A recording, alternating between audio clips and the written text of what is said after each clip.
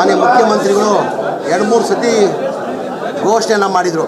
ಜಮೀರ್ ಅಹಮದ್ ಖಾನು 5ನೇ ತಾರೀಕಿಗೆ ದಾವಣಗೆರೆಗೆ ಪ್ರಚಾರಕ್ಕೆ ಬರ್ತಾರಂತ 2-3 ಕಡೆ ಮಾನ್ಯ ಮುಖ್ಯಮಂತ್ರಿಗಳು ಹೇಳಿದರು.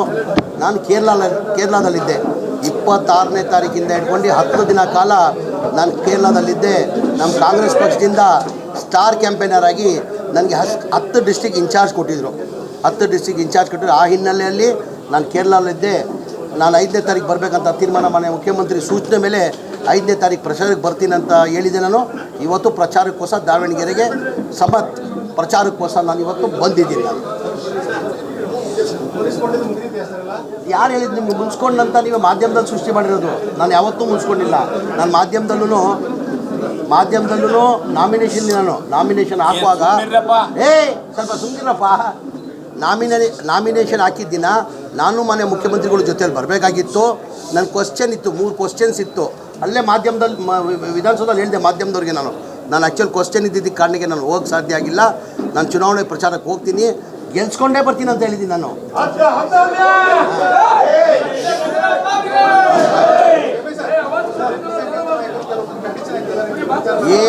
ಏನೇನು ಕಂಡೀಷನ್ ಹಾಕಿಲ್ಲ. ಏನಾಯ್ತದ್ದು ಈ ಗೊಂದಲ ಎಲ್ಲಿಂದ ಸೃಷ್ಟಿಯಾಗಿದೆ ಅಂದರೆ, ನಾನು ಒಂದ್ಸತಿ ದಾವಣಗೆರೆ ಬಂದ್ವಿ. ಹುಬ್ಳಿಯಿಂದ ಬೈ ರೋಡ್ ದಾವಣಗೆರೆ ಹೋಗ್ತಾಯಿದ್ದೆ.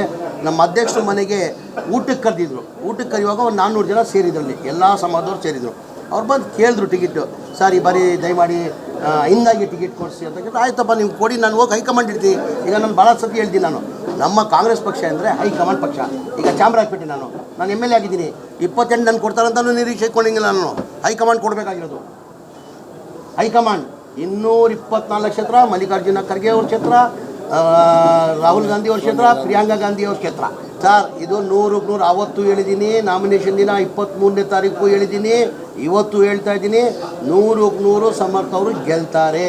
ನಮ್ಮ ಮಾನ್ಯ ಮುಖ್ಯಮಂತ್ರಿಗಳು 2-3 ಸತಿ ಘೋಷಣೆಯನ್ನು ಮಾಡಿದರು. ಜಮೀರ್ ಅಹಮದ್ ಖಾನು 5ನೇ ತಾರೀಕಿಗೆ ದಾವಣಗೆರೆಗೆ ಪ್ರಚಾರಕ್ಕೆ ಬರ್ತಾರಂತ 2-3 ಕಡೆ ಮಾನ್ಯ ಮುಖ್ಯಮಂತ್ರಿಗಳು ಹೇಳಿದರು. ನಾನು ಕೇರಳದಲ್ಲಿದ್ದೆ.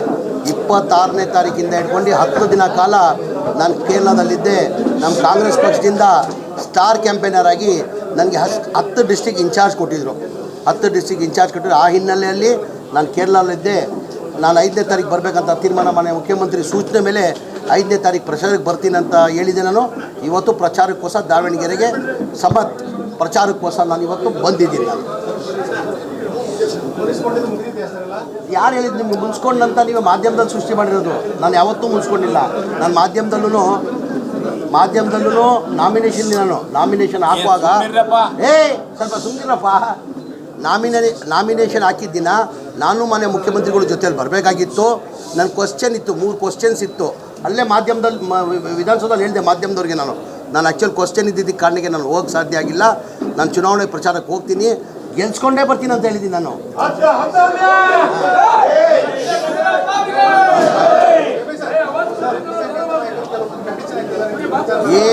ಏನೇನು ಕಂಡೀಷನ್ ಹಾಕಿಲ್ಲ.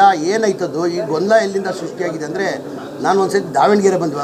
ಹುಬ್ಳಿಯಿಂದ ಬೈ ರೋಡ್ ದಾವಣಗೆರೆ ಹೋಗ್ತಾಯಿದ್ದೆ. ನಮ್ಮ ಅಧ್ಯಕ್ಷರ ಮನೆಗೆ ಊಟಕ್ಕೆ ಕರೆದಿದ್ರು. ಊಟಕ್ಕೆ ಕರೆಯುವಾಗ ಒಂದು 400 ಜನ ಸೇರಿದ್ರಲ್ಲಿ, ಎಲ್ಲ ಸಮಾಜದವ್ರು ಸೇರಿದರು. ಅವ್ರು ಬಂದು ಕೇಳಿದ್ರು ಟಿಕೆಟು. ಸರ್ ಇದು 100ಕ್ಕೆ 100 ಅವತ್ತು ಹೇಳಿದ್ದೀನಿ. ನಾಮಿನೇಷನ್ ದಿನ 23ನೇ ತಾರೀಕು ಹೇಳಿದ್ದೀನಿ. ಇವತ್ತು ಹೇಳ್ತಾ ಇದ್ದೀನಿ, 100ಕ್ಕೆ 100 ಸಮರ್ಥ ಅವರು ಗೆಲ್ತಾರೆ. ನಮ್ಮ ಪಕ್ಷದ ಕಾಂಗ್ರೆಸ್ ಪಕ್ಷದ ಅಭ್ಯರ್ಥಿ 100ಕ್ಕೆ 100 ಗೆಲ್ತಾರೆ.